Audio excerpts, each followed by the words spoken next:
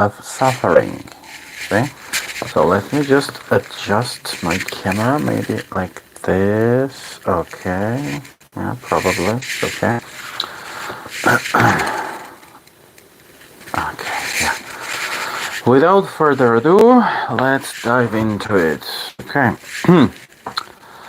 In the closing months of 1944, after almost a decade of war, the tide was turning against Japan.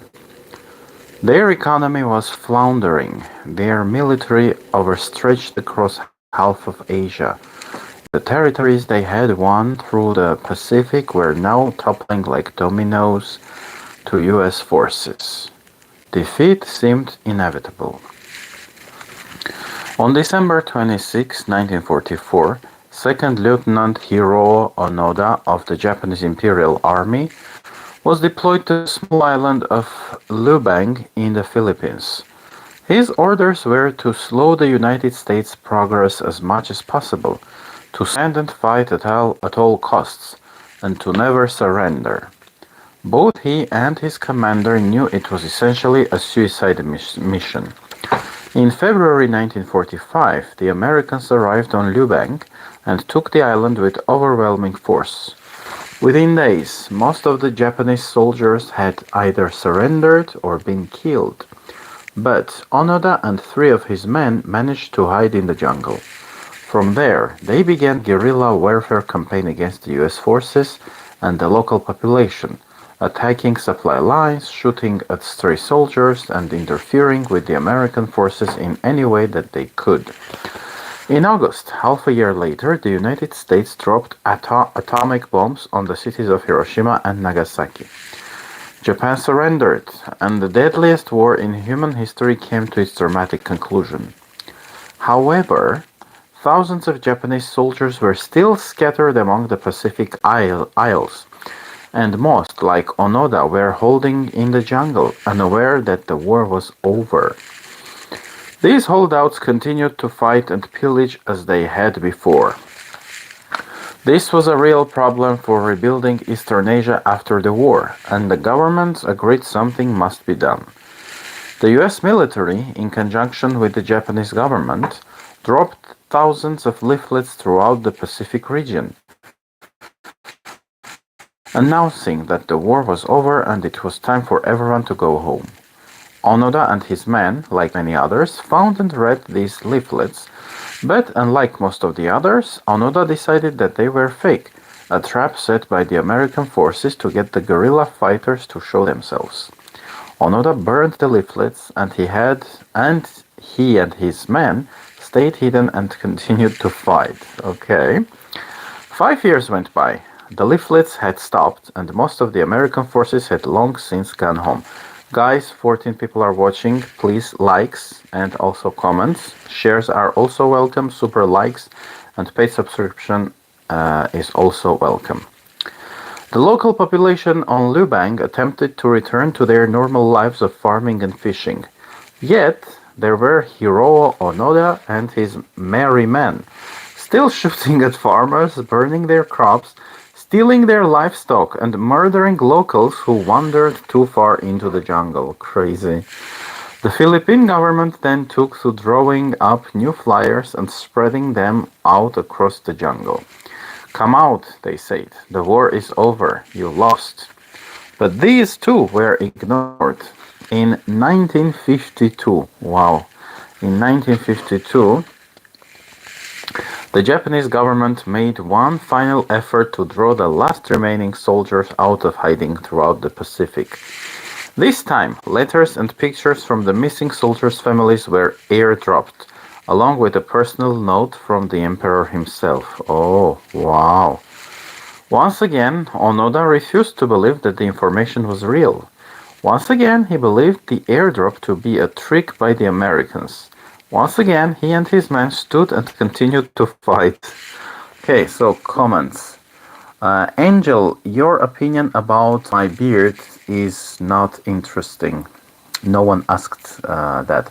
Thank you to the one person who liked the stream. Others, I invite you to follow his good example. 13 people are watching right now. Hey Ashlyn, hello.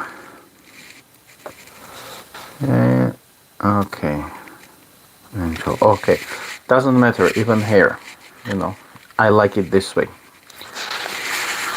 Another few years went by, and the Philippine locals, sick of being terrorized, finally armed themselves and began firing back. By 1959, one of Onoda's companions had surrendered, and another had been killed. Then, a decade later, Onoda's last companion, a man called Kozuka, was killed in a shootout with the local police while he was burning rice fields. Still waging war against the local population a full quarter century after the end of World War II. Crazy. Wow. In 1972, wow, the news of Kozuka's death reached Japan and caused a stir. The Japanese people thought the last of the soldiers from the war had come home years earlier. The Japanese media began to wonder if Kozuka had still been on Lubang until 1972. Then perhaps Onoda himself, the last known Japanese holdout from World War II, might still be alive as well.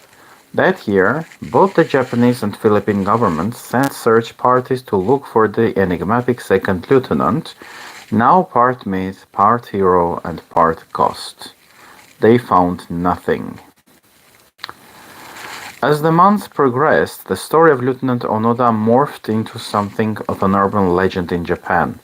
The war hero who sounded too insane to actually exist. Many romanticized him. Others criticized him. Others thought he was the stuff of fairy tale, invented by those who still wanted to believe in a Japan that had disappeared long ago.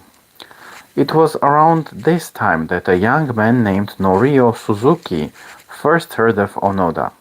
Suzuki was an adventurer, an explorer, and a bit of a hippie.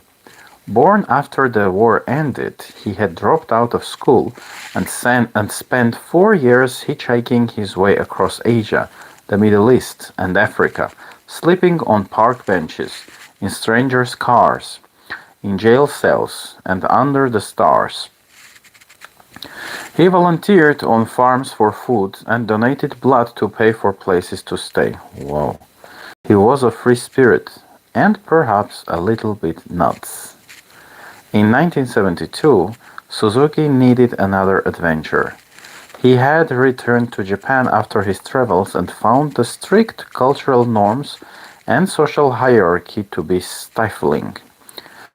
He hated school. He couldn't hold down a job. He wanted to be back on the road, back on his own again. For Suzuki, the legend of hero came as the answer to his problems. It was a new and worthy adventure for him to pursue. Suzuki believed that he would be the one who would find Onoda. Sure, search parties conducted by the Japanese, Philippine, and American governments had not been able to find Onoda. Local police forces had been scavenging the jungle for almost 30 years with no luck. Thousands of leaflets had met with no response. But fuck it, this deadbeat, college dropout hippie was going to be the one to find him. Unarmed and untrained for any sort of reconnaissance of tactical warfare, Suzuki traveled to Liubang and began wandering around the jungle all by himself. His strategy: scream Onoda's name really loudly and tell him that the Emperor was worried about him. Ha ha ha ha. Okay, he found Onoda in 4 days. Oh my. Suzuki stayed with Onoda in the jungle for some time. Onoda had been alone by that point for over a year, and once found by Suzuki, he welcomed the companionship and was desperate to learn what had been happening in the outside world from a Japanese source he could trust. The two men became sorta kinda friends. Suzuki asked Onoda why he had stayed and continued to fight. Onoda said it was simple. He had been given the order to never surrender, so he stayed. For nearly 30 years he had simply been following order. Wow. Onoda then asked Suzuki why a hippie boy himself came looking for him. Suzuki said that he'd left Japan in search of three things: Lieutenant Onoda, a panda bear, and the abominable snowman, in that order.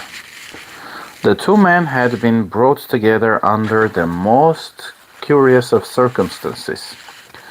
Two well-intentioned adventurers chasing false visions of glory like a real-life Japanese Don Quixote and Sancho Panza, stuck together in the damp recesses of Philippine jungle, both imagining themselves heroes, despite both being alone with nothing, doing nothing. Onoda had already by then given up most of his life to a fan war. Suzuki would give his up too.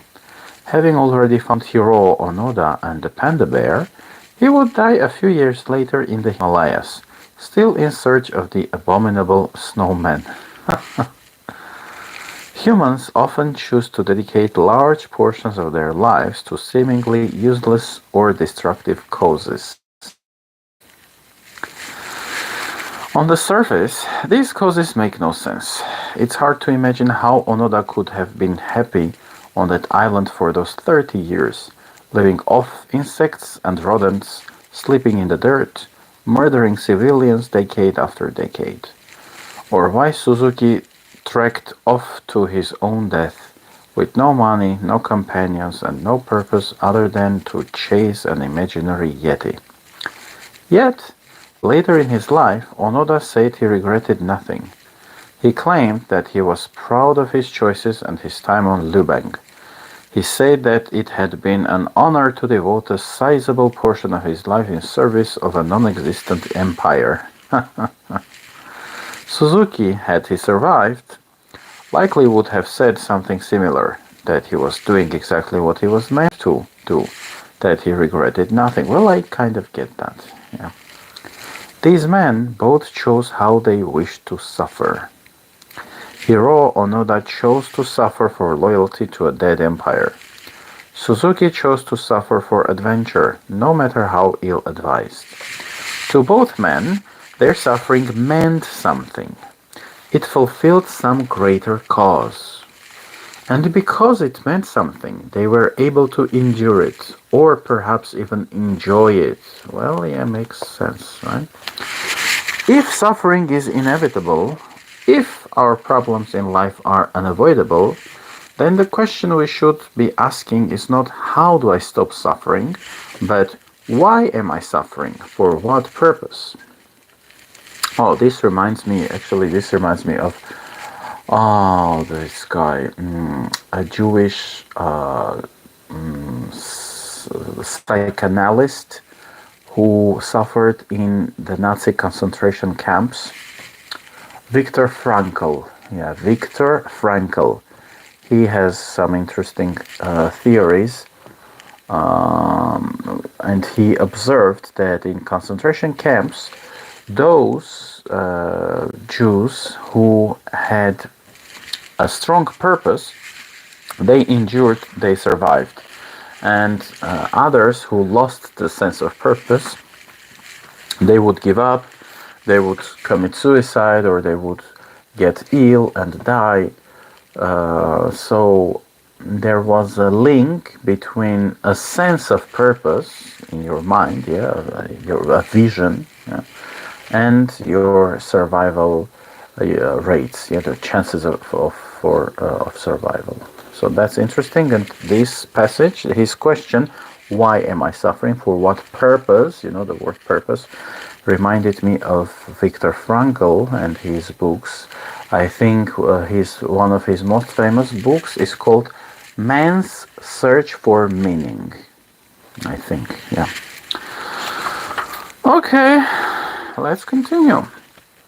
Hiro Onoda returned to Japan in 1974 and became a kind of celebrity in his home country. He was shuttled around from talk show to radio station. Politicians clamored to shake his hand. He published a book and was even offered a large sum of money by the government. But what he found when he returned to Japan horrified him. A consumerist, capitalist, superficial culture that had lost all of the traditions of honor and sacrifice upon which his generation had been raised. Interesting. Onoda tried to use his sudden celebrity to espouse the values of old Japan, but he was tone deaf to this new society. He was seen more as a showpiece than as a serious cultural thinker. A Japanese man who had emerged from a time capsule for all to marvel at, like a relic in a museum. Sad destiny. And in the irony of ironies, Onoda became far more depressed than he'd ever been in the jungle for all those years. At least in the jungle his life had stood for something. It had meant something that had made his suffering endurable, indeed even a little bit desirable. Wow.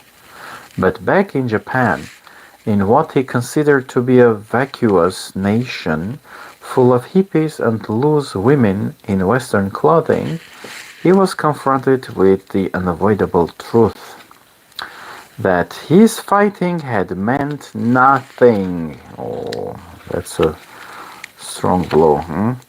The Japan he had lived and fought for no longer existed. And the weight of this realization pierced him in a way that no bullet ever had. Because his suffering had meant nothing, it suddenly became realized and true. 30 years wasted. And so, in 1980, Onoda packed up and moved to Brazil, where he remained until he died. Okay, I thought he would have committed suicide, the famous Japanese harakiri, but he didn't do that. Well, he was speaking of honor and sacrifice. Oh, but maybe he thought to himself, okay, for whom or for what shall I do that sacrifice? Maybe that was his line of thinking, right? So, okay, I'll be honest. Well, the story was interesting, but I'll be honest, I was expecting a little something else, but okay, the the author of the book played an interesting trick on us, actually. So he said the title of this chapter is The Value of Suffering, and in the end we discovered that it had no value. Again, this reminds me of Ayn Rand and her philosophy, objectivism. She was asked by a journalist, because she suffered a lot too, She was born in a Jewish family in Tsarist Russia. Then the Reds came, the communists, and took everything from her family. Her father owned a pharmacy, a little chain of pharmacies. Then she was able to emigrate from the USSR and immigrate into the United States under Stalin, which was it was good that she was able to do that, yeah. And here in the US, she lived in abrupt poverty. She had to take odd jobs. She suffered a lot. Her first book, her best-selling book, the first bestseller she wrote, The Fountainhead, was rejected by 13 publishers. So she suffered a lot. And when the journalist asked her, do you find any value in all that suffering? Did it make you stronger or better or whatever? Is suffering basically a virtue? She said, no, suffering is not a virtue. So maybe in the aim of this part of this chapter was to demonstrate that suffering has no value if not even if, suffering has no value. Maybe Mark is continuing his line that a lot of people, they feel like they are special and they feel like that their suffering makes them special, you know. Both in the political right and in the political left, we have those people. Yeah, Christians. Well, in Christianity, it's kind of natural. It's the DNA of Christianity. Yeah, suffering. Like Jesus suffered for our sins. The man is sinful, so we need to suffer. We are bad. Yeah, that masochism, that self-loathing, self-hatred, is very natural to Christianity, and maybe even to Abrahamic religions. Yeah, Islam and Judaism and other little sort of smaller religions. But from the far right, the far left also got it. Like in feminism, a lot of queer people, yes, LGBT people are like, we're suffering, we're oppressed. It's terrible. Of course, suffering exists, and of course, like trans women get killed, LGBT people get attacked. That's for sure. But sometimes it gets exaggerated by those individuals who get attacked much less, who maybe don't even get attacked, you know. That's the problem. So maybe the objective of this chapter was to remind us, or to show us, that suffering doesn't make you better. Suffering is not valuable. Suffering is not a virtue. You could maybe make it work for you, but without deifying it, yeah, without glorifying it, you know. Right. Next chapter is called the Self-Awareness Onion. How many pages? 3 pages. Okay, I think I'll go ahead and read this one for you as well. Okay. And you, doesn't matter when you watch this, again, likes are very welcome. Comments are very welcome. What do you think of this little part that I just read for you? This value of suffering and that Japanese general. That's a crazy story. Actually, I might Google his name later, Hiro Onoda. And maybe on YouTube they might have some interesting documentaries about him. So if you value this, like, comment, this content, okay? Your opinion, what do you think of this story of this Japanese guy? Okay, let's take this other chapter as well, and that will be it for today, okay? Self-awareness is like an onion. There are multiple layers to it, and the more you peel them back, the more likely you're going to start crying at inappropriate times. Let's say the first layer of the self-awareness onion is a simple understanding of one's emotions. Quote, this is when I feel happy. This makes me feel sad. This gives me hope, unquote. Unfortunately, there are many people who suck at even this most basic level of self-awareness. I know because I'm one of them. My wife and I sometimes have a fun back and forth that goes something like this. Her, what's wrong? Me, nothing's wrong, nothing at all. No, something's wrong, tell me. I'm fine, really. Are you sure? You look upset. Me with nervous laughter. Really? No, I'm okay, seriously. 30 minutes later, me. And that's why I'm so fucking pissed off. He just acts as if I don't exist half the time. We all have emotional blind spots. Often they have to do with the emotions that we were taught were inappropriate growing up. It takes years of practice and effort to get good at identifying blind spots in ourselves and then expressing the affected emotions appropriately. But this task is hugely important and worth the effort. The second layer of the self-awareness onion is an ability to ask why we feel certain emotions. These why questions are difficult and often take months or even years to answer consistently and accurately. Most people need to go to some sort of therapist just to hear these questions asked for the first time.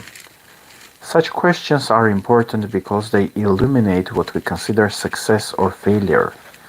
Why do you feel angry? Is it because you failed to achieve some goal? Why do you feel lethargic and uninspired? Is it because you don't think you're good enough? This layer of questioning helps us understand the root cause of the emotions that overwhelm us. Once we understand that root cause, we can ideally do something to change it. But there's another, even deeper level of the self-awareness onion. And that one is full of fucking tears. The third level is our personal values. Why do I consider this to be success/failure? How am I choosing to measure myself? By what standard am I judging myself and everyone around me? Good questions, very good questions. This level, which takes constant questioning and effort, is incredibly difficult to reach. But it's the most important because our values determine the nature of our problems. And the nature of our problems determines the quality of our lives. Values underline everything we are and do. If what we value is unhelpful, if what we consider success or failure is poorly chosen, then everything based upon those values, the thoughts, the emotions, the day-to-day feelings, will all be out of whack. Everything we think and feel about a situation ultimately comes back to how valuable we perceive it to be. Most people are horrible at answering these why questions accurately, and this prevents them from achieving a deeper knowledge of their own values. Sure, they may say they value honesty and a true friend, but then they turn around and lie about you behind your back to make themselves feel better. People may perceive that they feel lonely, but when they ask themselves why they feel lonely, they tend to come up with a way to blame others. Everyone else is mean, or no one is cool or smart enough to understand them, and thus they further avoid their problem instead of seeking to solve it. Amen. Amen. For many people, this passes as self-awareness. And yet, if they were able to go deeper and look at their underlying values, they would see that their original analysis was based on avoiding responsibility for their own problems, rather than accurately identifying the problem. They would see that their decisions were based on chasing highs, not generating true happiness. This chapter is very interesting. I'm thinking of keeping it for tomorrow because I really enjoy it. With more energy, I think tomorrow I'll continue reading this chapter, which is called the Self-Awareness Onion. See, I'm tired today. So again, here's the book, The Subtle Art of Not Giving a Fuck by Manson.